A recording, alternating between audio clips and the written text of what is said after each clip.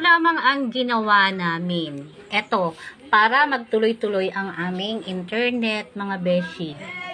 At para sa magtuloy-tuloy, kailangang meron kayong power bank. Power bank po ang gagamitin natin, mga beshi ko. Kung gusto ninyong malaman kung paano magkaroon ng tuloy-tuloy na internet at hindi maputol ang inyong mga connection sa inyong mga pag-i-engage. Halimbawa, kagaya ko, nag-i-engage po ako at hindi po ako makaka-engage sa inyo kung wala talagang kuryente kasi napuputol talaga ang kuryente, napuputol din ang internet. Ngayon, kung gusto ninyong magtuloy-tuloy, kailangan maghanda kayo ng mga ganito.